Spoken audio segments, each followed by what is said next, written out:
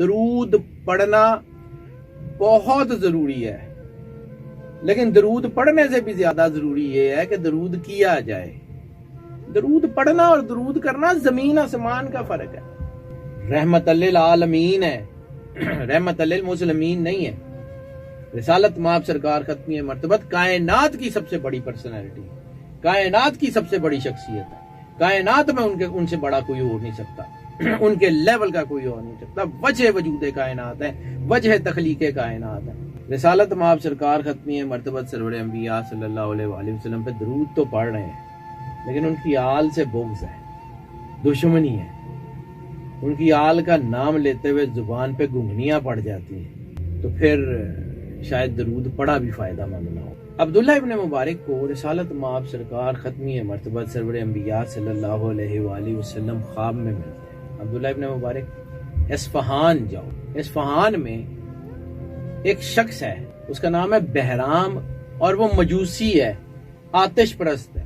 جاؤ اس کو جا کے پیغام دو کہ میرے نبی نے کہا ہے کہ قیامت والے دن بہرام میرے ساتھ جنت میں ہوگا۔ پریشان ہو گئے کہ رسالت مآب ایک تو کہہ رہے ہیں کہ مجوسی ہے، آتش پرست ہے، اور کہہ رہے ہیں کہ قیامت والے دن وہ میرے ساتھ ہوگا، کہ آخر یہ کرتا کیا جس کی وجہ سے رسالت مآب سرکار ختمی مرتبت سرور انبیاء صلی اللہ علیہ وسلم نے کہا ہے کہ یہ بہرام، یہ جو آتش پرست ہے، یہ میرے ساتھ جنت میں ہوگا۔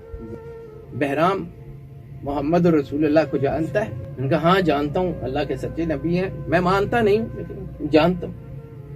انہوں نے کہا میں ان کی اولاد ہوں۔ اس کے 6 سال کے بچے نے کہا تھا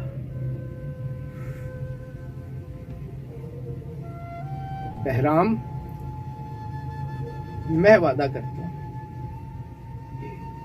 قیامت والے دن جس جگہ پہ رسالت مآب ہو وہاں تو یہ ہے درود کرنا۔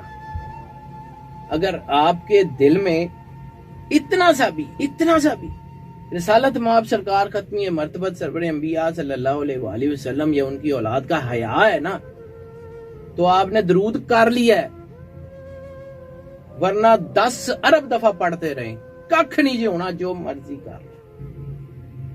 میں بتاتا ہوں کیا ہے، لیکن ایک وعدہ کرو، اگر تمہاری زندگی میں میں مر گیا پھر تم بتا دینا، اور اگر میری زندگی میں تم فوت ہو گئے تو تم کسی کو بتا